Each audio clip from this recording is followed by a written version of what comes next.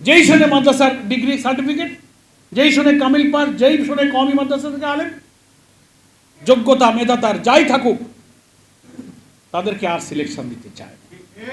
সেদিন টক শোতে রাজনৈতিক বিশ্লেষকরা বলছেন ক্ষোভের সাথে ঢাকা বিশ্ববিদ্যালয়ে মাদ্রাসা থেকে ইন্টারমিডিয়েট পাস করে ইউনিভার্সিটিতে ভর্তির পরীক্ষা দেয়, সেই ভর্তি পরীক্ষায় ফার্স্ট, সেকেন্ড, থার্ড, ফোর্থ 1 থেকে 4 পর্যন্ত মেধা তালিকায় উত্তীর্ণ হয়েছে মাদ্রাসার ছেলেরা।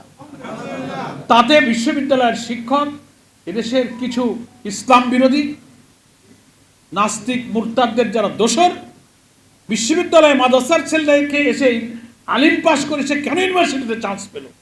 দেখেন না, জাতীয় সংসদের বিরোধী দলের সদস্যদের সংখ্যা এখন জামাত ইসলামী 68 আর এনসিপি, খেলাফত মজলিস, বাংলাদেশ খেলাফত মজলিস সব মিলিয়ে হয়েছে কত? 77, 77। এরপর আরো মহিলা আমার মা বোনেরা যোগ হয়েছে 13।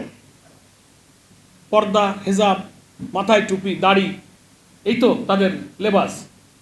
যারা সংসদের টেলিভিশনে দেখেন, দর্শক গ্যালারিতে বসে দেখলে বিরোধী দলের এই সাইড দিকে তাকাইলে মনে হয় যে দাড়ি আর টুপিতে ভরা। কি দেখছেন কিনা বলেন? এইটাকে কটাক্ষ করে সেদিন বলা হচ্ছে একজন দেশের, আমি নাম বলবো না, কয়েকজন টকশোতে আলোচনা করতেছেন, ওটা তো পার্লামেন্ট না, ওটা হচ্ছে একটা আলিয়া মাদ্রাসা।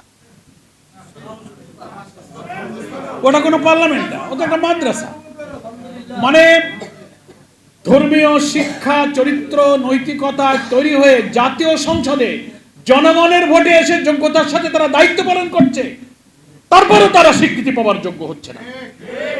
ফলে জাতীয় নেতৃত্বে যারা আছেন, বাজেট প্রণয়নে যারা তাদের চিন্তা, চেতনা, অভিজ্ঞতাকে কাজে লাগাচ্ছেন, এইসব বিদেশি আধিপত্যবাদের টাকায় পোষা সেবাদাস এবং টকশোজীবী যারা, তাদেরকে টকশোতে যাওয়া বন্ধ করুন। যারা ইসলামী শিক্ষা, চেতনা, অনুভূতিকে কটাক্ষ করে, মাদ্রাসা শিক্ষকদেরকে উচ্চশিক্ষা, পিএইচডিতে সুযোগ দিতে গেলে তাদের গাত্র দেওয়া হয়, তারা এদেশের নিজস্ব নাগরিকত্বের যে অধিকার, সাংবিধানিক অধিকার একজন মাদ্রাসা ছাত্রের, সেটাকে তারা অস্বীকার করছে। চাকরি পাবার অধিকার, যোগ্যতা, মেধার ভিত্তিতে প্রত্যেকটি জায়গায় যাবার অধিকার একজন কলেজ বিশ্ববিদ্যালয়ের শিক্ষিত যুবকের যেমন থাকবে, মাদ্রাসা শিক্ষিত যুবকেরও তেমনি থাকবে। এইসব টকশো বুদ্ধিজীবী আধিপত্যবাদী দেশে মাদ্রাসাতে এ কথা বলে ক্ষোভ প্রকাশ করতে শোনা যায় না যে বিশ্ববিদ্যালয়ের ছেলেরা ধর্ষণ করে, নেশা করে, গাঁজা খায়, মদ খায়, বিশ্ববিদ্যালয়ের আশেপাশে টিএসসি সরোয়ার্দিতে নেশাগ্রস্ত অবস্থায় পড়ে থাকে, একটা মাদ্রাসার ছেলেদেরকে ওখানে পাওয়া যায় না, সব ইউনিভার্সিটিতে পড়তে হয়। এটা নিয়ে তো টকশোতে কোনো আলোচনা হয় না।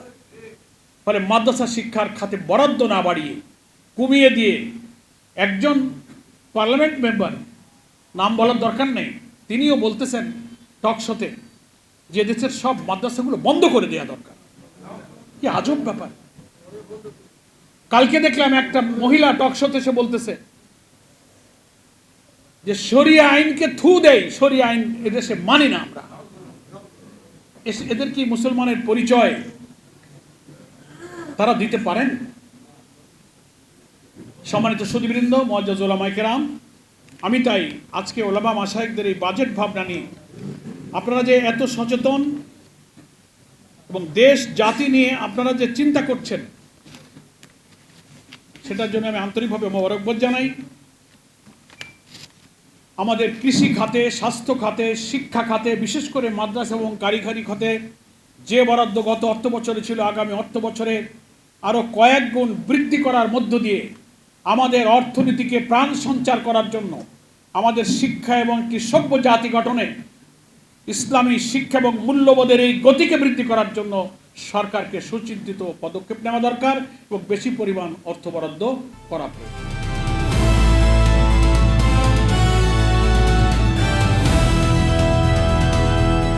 দিনাজপুর টিভি, মানুষের জীবনের কথা বলে।